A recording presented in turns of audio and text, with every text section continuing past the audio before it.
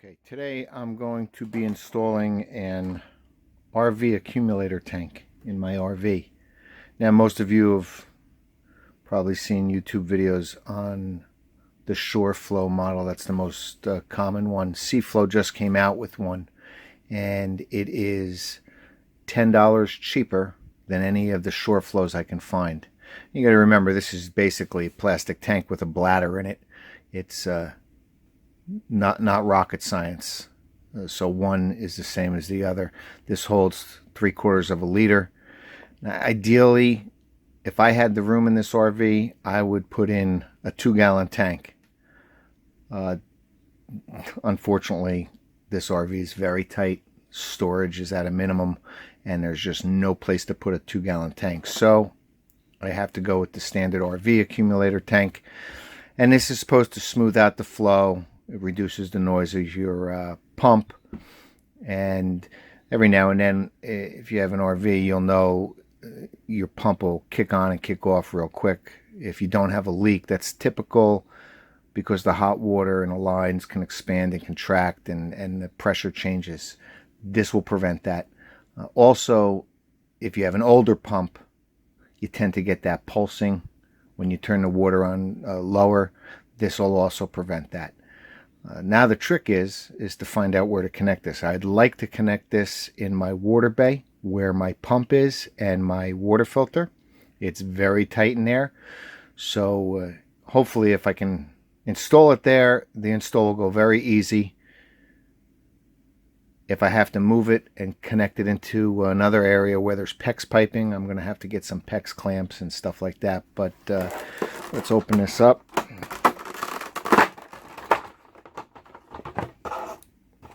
And as you can see, it's basically just a plastic tank. Inside of here is a bladder. You set the pressure here. Now these are sent with a preset pressure of 10 psi. You want to know your cut in and cut off pressure for the pump you have. Now mine, I have a SeaFlo 4008. The cutout pressure is 55. The cut in pressure they claim is 40. Give or take 3 to 4 psi.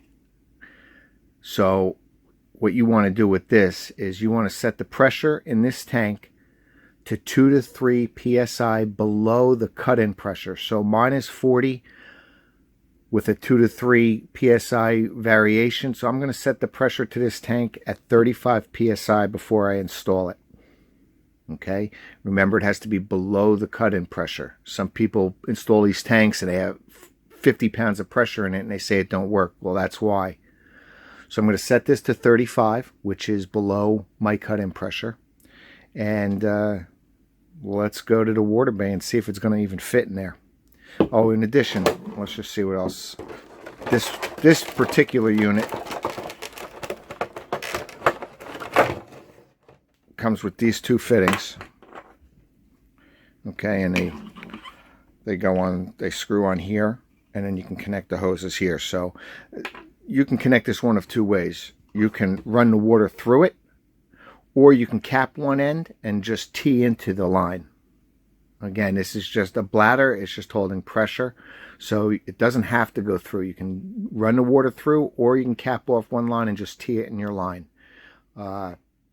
So let's go to the water bay and see what we got. Okay, this is my water bay.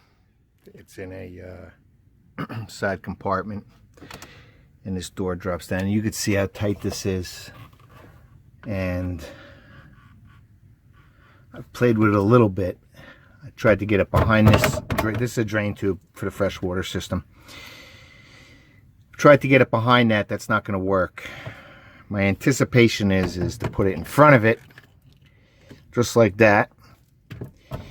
And what I'm going to do is, if you can see here, this is the outside of the pump. So the water comes through this tube from the fresh water. It gets pulled through the pump, and this is going to the rest of the coach. So this is the pressured side of the pump. That's where we need to connect it, to the pressured side.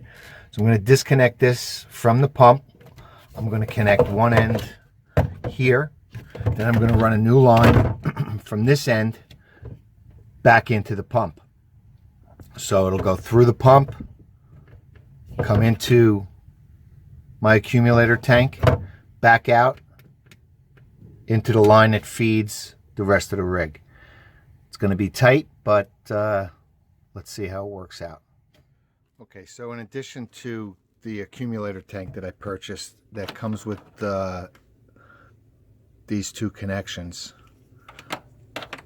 I purchased some food grade braided vinyl tubing,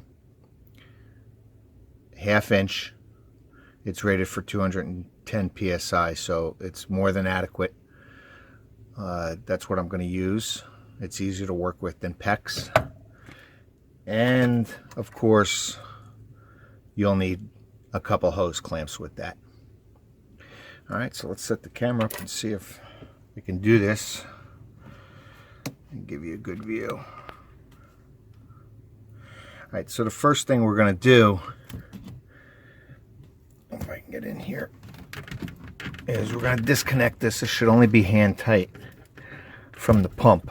Now some water will leak out, but I have the pump off and I've opened up a faucet to relieve the pressure. So once that water drains out, and that's draining the line. Now the trick is if I'm going to be able to turn this without causing a leak. Okay, let me explain what I've done so far. I've taken this and I've turned it in the opposite direction to connect to the accumulator tank, and I've made a short section of hose with the two included connectors to connect from the other side to go to the outlet of the pump. Just remember, when you're putting these pipe clamps on, or these hose clamps, just snug. You don't want to over tighten it. Everything's plastic, you will crack it. So nice and easy. Now the hard part is I'm going to connect this part first to the outlet part. And again, when we connect these, we just want to get them snug. And if you get a little leak, you can give it another 1/8 or 1/4 of a turn, but you don't want to go crazy with it to begin with. Just snug it up. Okay, now the trick is we want to get this on here. I think what I'm going to do is I'm going to connect this hose to the pump first. It's going to be easier to get to back there while it's disconnected. Let's put this here.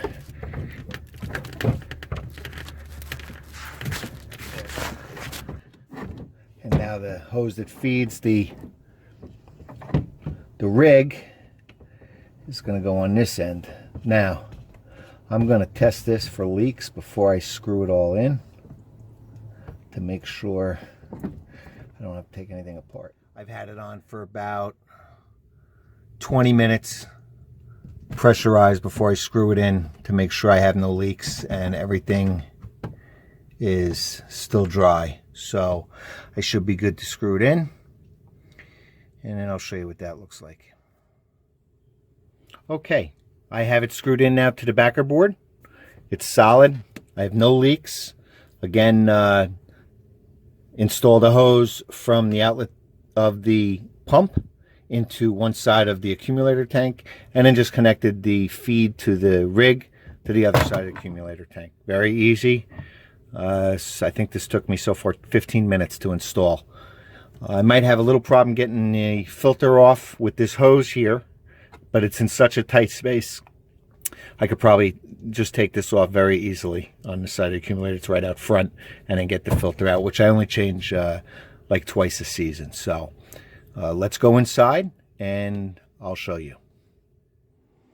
Okay, so now when I turn the water on, I get a very steady stream of water. Pump stays on, and if I slow it down to a literal trickle, What I don't get anymore is that constant shudder of the water pump. And anybody with an RV knows exactly what I'm talking about. That has been eliminated. Now actually I'm going to leave this on trickle. Let's go out to the rig and I'll show you what the water pump's doing. Okay, the sink faucet is still on a trickle, and you'll notice the pump is off. Now it's on, it replenishes the pressure, and then it goes off again.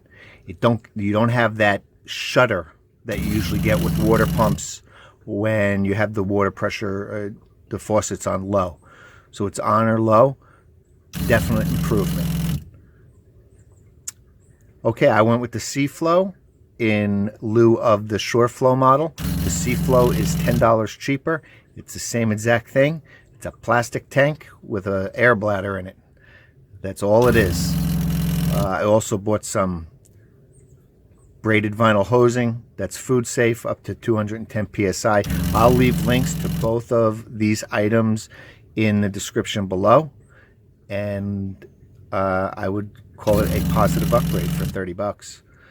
Okay, any questions, hit me up in the comments, and as always, thanks for watching.